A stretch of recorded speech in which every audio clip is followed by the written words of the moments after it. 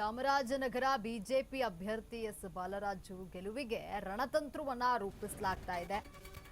ಇನ್ನು ಬಿಜೆಪಿ ರಾಜ್ಯ ಉಪಾಧ್ಯಕ್ಷ ಎನ್ ಮಹೇಶ್ ನೇತೃತ್ವದಲ್ಲಿ ಮಹತ್ವದ ಮೀಟಿಂಗ್ ನಡೆಯಲಿದ್ದು ತಮ್ಮ ನಿವಾಸದಲ್ಲಿ ಇನ್ನು ಬಿಜೆಪಿಯ ರಾಜ್ಯ ಉಪಾಧ್ಯಕ್ಷ ಎನ್ ಮಹೇಶ್ ಸಭೆಯನ್ನ ನಡೆಸಿದ್ದಾರೆ.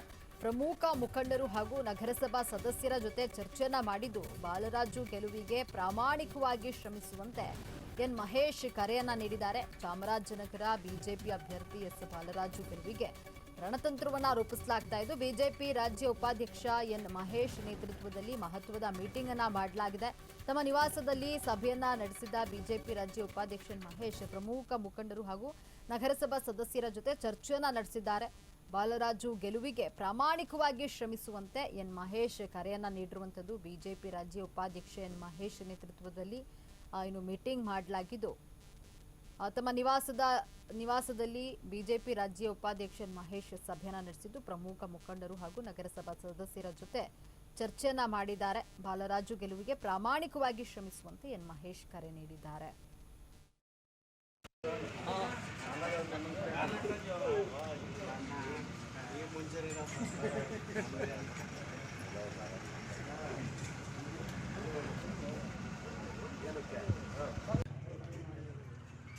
ಬಾಲರಾಜ್ ಅವರು ಚಾಮರಾಜನಗರ ಲೋಕಸಭಾ ಕ್ಷೇತ್ರದ ಅಭ್ಯರ್ಥಿಯಾಗಿ ಘೋಷಣೆಯಾಗಿದ್ದಾರೆ. ಘೋಷಣೆ ಆದಮೇಲೆ ಪಕ್ಷದ ಎಲ್ಲ ಹಿರಿಯ ಮುಖಂಡರುಗಳು, ಪೂಜ್ಯರು, ಮಠಾಧಿಪತಿಗಳು ಮತ್ತು ಬಾಲರಾಜ ಸ್ನೇಹಿತರು ಇವನ್ನೆಲ್ಲ ಭೇಟಿ ಮಾಡಿ ಒಂದು ಅಭಿಪ್ರಾಯವನ್ನು ಸಂಘಟಿಸಿದ್ದೀವಿ. ಅಧಿಕೃತವಾಗಿ ಪಕ್ಷವನ್ನು ವ್ಯವಸ್ಥಿತವಾಗಿ ಗೆಲುವಿನ ಕಡೆ ತೆಗೆದುಕೊಂಡೋಗೋದಕ್ಕೆ ಚಾಮರಾಜನಗರ ಲೋಕಸಭಾ ಕ್ಷೇತ್ರದ ಚುನಾವಣಾ ನಿರ್ವಹಣಾ ಸಮಿತಿ ರಚನೆಯಾಗಿದೆ. ಆ ಸಮಿತಿ ಸಭೆ ನಡೆದು ಇವತ್ತಿಂದ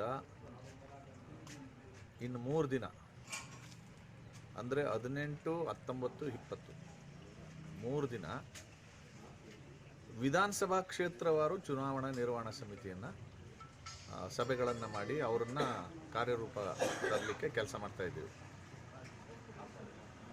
ಈಗ ನಾನು ಬೆಳಿಗ್ಗೆಯಿಂದ ಗುಂಡ್ಲುಪೇಟೆ ಚಾಮರಾಜನಗರ ಮುಗಿಸ್ಕೊಂಡು ನಾನು ಕೊಳ್ಳೇಗಾಲಕ್ಕೆ ಬಂದೆ.